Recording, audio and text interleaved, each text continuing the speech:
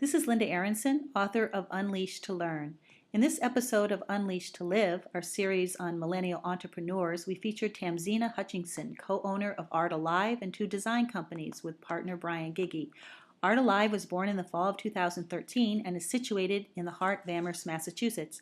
Art Alive provides the space, tools, and materials for all ages and abilities to create art. Art Alive not only serves the community but creates community as groups of children, teens, college students, and adults gather for the fun, creativity, and joy of crafting art. Future plans include franchising Art Alive. Hi, this is Linda Aronson. We are here at Art Alive in Amherst, Massachusetts with Tamzeena Hutchinson, the creator and owner of Art Alive. This is the next episode in Unleashed to Live. Tamzeena, thank you for interviewing today. Can you just tell us how Art Alive came into being? Was it a long-held dream or was it a short-term inspiration? Sure. Art Alive was actually something that came up quite quickly. This storefront and idea, it was sort of a combination of a multi-faceted sort of business. Having a storefront in downtown Amherst is very expensive, so realizing that, I sort of had one idea but needed to expand on it to make it really work.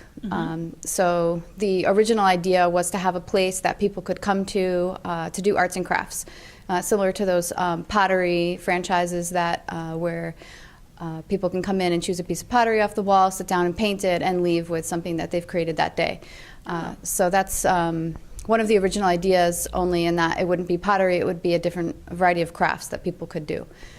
So that was the start of it, and then from there, also having things to buy from local artists. I really appreciate handmade things and supporting local artisans. So that was another component added on. My business partner and I have a screen printing and embroidery company where we produce merchandise for a lot of bands and local businesses and sports teams, and haven't had a storefront to promote that yet to this point. So having a place where people could interact with us in the public space was an added component. And then the name of that business is? And that's Soundscape Imaging. Okay. So that company's going on 4 years old now. So we still do all of the production for that. It's all home-based, but here at Art Alive, we're able to interact with the customers. Nice. And exchange whatever they're purchasing and talk about what they might like to buy. We also have, when we saw the space, so that's sort of the quickness of it. The space was very available very quickly, and there's a back room, and I thought immediately, well, that's a great space for birthday parties and classes and workshops. So, and while making art available for parties and that kind of thing as well, is that true? That's true. Yeah. Wonderful. Do you find that having a storefront has increased your visibility and maybe comfort level with people seeking you out for the soundscape business that you have? Yes, we have increased business for Soundscape Imaging, not really to a level that we're hoping. So we're continuing to, we're hoping that the public will continue to realize that this is also a part of what Art Alive is here for. And we have gained some clients through UMass and Amherst College and a few of the other local businesses. So we are pretty confident that in time it will definitely increase our business for Soundscape Imaging as well. Okay, wonderful. So tell us a little bit about your own background in terms of your education, your work experience, your skills. Obviously you have a soft spot for handmade crafts, and we'll get into the accessibility in a minute in terms of how Art Alive is set up, which I think is very attractive and very ingenious on your part. So you want to talk just a little bit about your own background, what you think led you to this? Sure. I have always been an artist and a crafter, painting, drawing, making things, knitting, sewing, anything I could get my hands on. If I see something and I knew somebody made it, I always thought I could do that too, and I always took that on. So, and also having a daughter who's also has a little bit of the art talent that I have. So I thought this place would do well with people like us, and I school for graphic design and landscape architecture, and just having sort of a love for design in general. Thought that there was also would also benefit from a place for local people to come to and craft. So I guess my background as a mom, having a daughter who would love a place like this, and just having a love for crafting in general and handmade things would be, I guess, the main parts of my background that led to this idea. That's great. And so it almost feels like full circle to me for you, in terms of this is something that's been a lifelong love for you, and you appreciating that that other people out there may be as yourself, and that they would love a place to come and sort of dabble, and it's all set up and that kind of thing. So it sounds like that was your inspiration. So just evidence looking around, I mean, this place is so colorful, and it really, when you opened up, it just drew me in. I felt literally like I was drawn in because of what you have in your storefront and so on and so forth. But also, it's a feeling of just feeling very comfortable, like very accessible. Do you want to talk about that in terms of the things that you have going on with the wine and paint and the $5 craft, and sort of it's very intergenerational and community based, community oriented? You want to speak about that? Sure. I when we originally opened, big intent was having this craft space that people could come to and have things to do. And as I said, having a daughter, having parents come in with their children was inevitable. We figured after school crafting, weekends, snowy days, things like that. I also was hoping for a teenage young adult crowd, and that really hasn't taken off just yet. We were hoping to stay open later, 9 or 10 o'clock on Fridays and Saturday nights, and have an alternative night out and people could craft and chat while they were just communicating with each other and hanging out and having a good time. So we haven't really hit that market quite yet, but every other generation has been in and loves our space. So I think, the colors attract people. It's very alive feeling in here, and kids are immediately drawn to the craft center, and there's a great customer base right now with the wine and painting, which is a lot of young moms and even retired professionals who just need a night out, something to do, something a little different, and the wine and painting is there. And our other classes and workshops are also taking off wonderfully. Oh, great. Yeah. Sounds like a very organic process. One thing kind of leads to another. No, and speaking to you earlier, you had talked about part of your vision or mission also was to reach out to the college age, and certainly we are in the sort of epicenter, with 5 colleges in the immediate area. And you did say that you have made some inroads with UMass here in Amherst, as well as Amherst College. How do you see that developing? Do you want to talk about that? You also mentioned that UMass was going to help you develop a business plan or something, so you're already developing some connections there. Yeah, our biggest interchange with the universities right now is the screen printing side of things. A lot of the departments will get T-shirts on an annual basis, the sport teams, all the events that are happening. So T-shirts and merchandise is popular.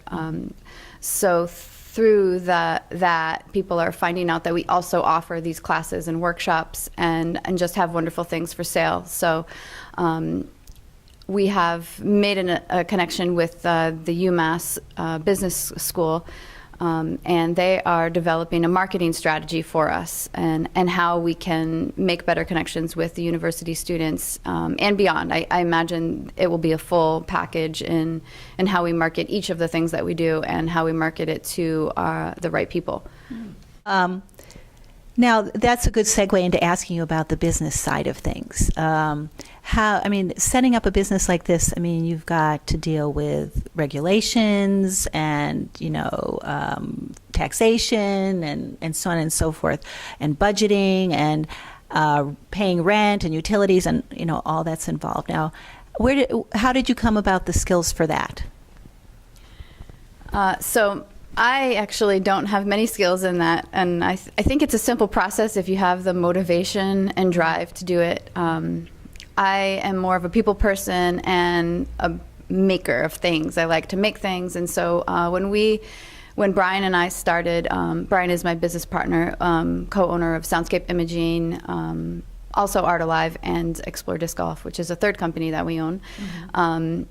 He has the drive and ambition. If there's an idea, he wants to make it happen. So he did all the research and figured out what we needed to do in terms of paperwork and filing all of that and paying for any permits and taxes and beyond. It's right. He's great, and so that's actually more his part in most of the companies. Yeah. How wonderful to have a partner that has all the drive and the ability to do all that. That's great. This is something that I would consider that what you're undertaking is entrepreneurial. And what in your own background, again, education, life experience, skills, has really enabled you to take this on? So for myself, I think I've always had a want to be my own boss. I can remember from very young age wanting to work for myself. It's appealing to work for who you want to and when you want to, meaning like who your clients will be. So I think that's definitely a big part. Like I was saying, you have to have the drive and motivation because it's not easy. It's very, but just being sort of a very independent person. Though I'm not a landscape architect, university that program, landscape architecture, is very intense, and you do need to have a great, strong work ethic to get through it. And I think once that's sort of instilled in you, you just sort of keep going with it. Okay, you're on to the next thing. I think being a single mom is probably a huge part of it. It's a very independent way of life. In what ways do you see this movement as sort of changing our world or changing the way we do business, creating community? Do you want to speak to that? Sure. Yeah, this is actually a huge part of Art Alive and what I hope it to be. And I guess I would think that people are looking now more to support each other in our local community versus larger corporations. So having small businesses where people know you and know what you're about and know what your family's up to, people are more apt to come down and do business with you and support you than go to the bigger franchises and bigger box stores to buy purses and small other handmade things. But I think it's almost like a step backwards, but in being a step forward. It's hard to explain, but if you think about 100 years ago, there was the small guy who made your shoes and fixed your shoes for you instead of going to a huge corporation that makes shoes in factories in other countries and across the planet. So it's interesting how it's evolved, and almost using your words, come full circle, come back to that point where people, I think, have missed that and are coming back to wanting to know the person that they are buying from. Wonderful thing.